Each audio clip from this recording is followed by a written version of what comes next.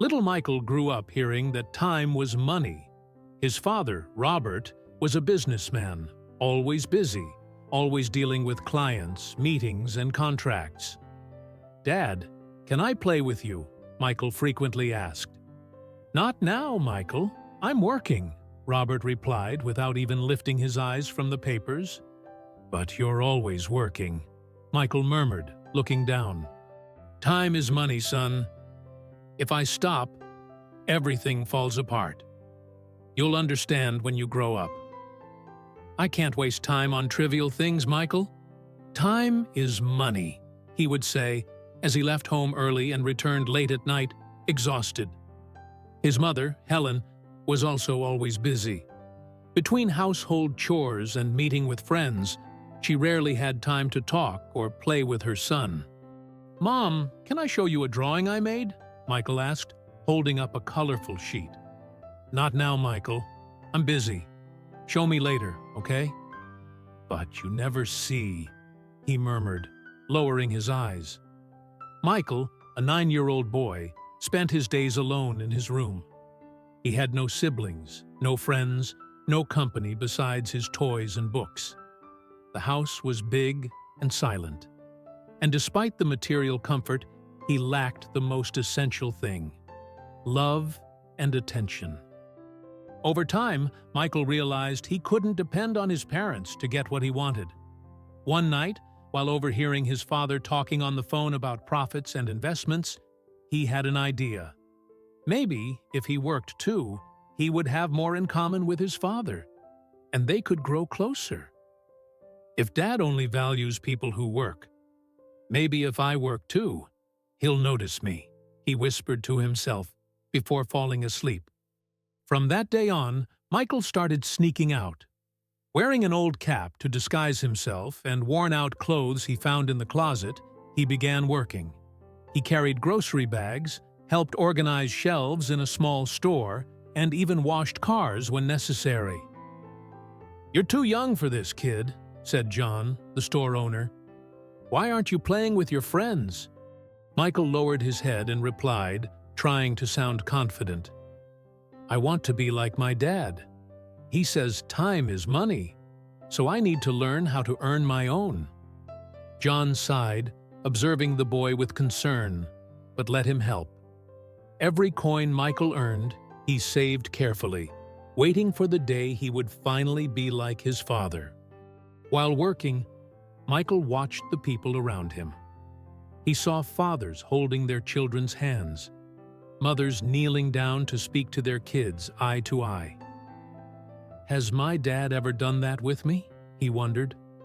But he quickly pushed the thought away. He just wanted to be a child, but he needed to keep going. One day, when he got home, he hid in his room and counted the money he had saved. He was exhausted, but hopeful. At dinner that night, he gathered his courage and approached his father, who was reading papers while eating hastily. "Dad," Michael called softly. "What is it, Michael? I'm busy." The boy took a deep breath, placed his piggy bank on the table, and with teary eyes asked, "Dad, how much does an hour of your time cost?" Robert put down the papers and looked at his son. For the first time in a long while, he noticed the exhaustion on Michael's face. The dark circles under his eyes, his small, calloused hands, his dirty clothes. Something was wrong. "What are you saying, son?" Michael opened the piggy bank and spilled the coins onto the table. "I saved up money. I worked carrying bags, cleaning windows, and doing small jobs. I want to buy an hour of your time so we can play, talk, so you can look at me the way you look at those papers. Is this enough?" Silence filled the room. Helen, who hadn't been paying attention to the conversation, dropped her utensils onto her plate, staring at her son in shock. Robert felt a lump in his throat. What had he done? How had he not noticed that his son was growing up alone, craving the love he never knew how to give? Robert stood up, knelt in front of his son, and hugged him tightly. "Son, forgive me. You don't have to buy my time. You are the most important thing I have. From now on, I promise to be present. Let's play, talk, do whatever you want. Helen also approached, holding her son's hand. We made mistakes, Michael, but we'll change. You are more important than anything. How many times do we neglect the people who truly matter, caught up in a routine that seems endless? Time is a resource that never returns, and every moment lost with those we love is an opportunity we will never get back. If you have someone waiting for you, someone who only wants a little of your time, stop for a moment and look around. What truly matters in life? Success? Money? Or the moments we create with the ones we love? Imagine looking back in the future and realizing you missed the best moments with those who mattered most. How would you feel? If you could go back, would you give more hugs, share more laughter, or would you keep saying, "I'll do it later"? The truth is, later may never come. The people we love don't want expensive gifts. They want your attention. They want to hear your voice, feel your presence.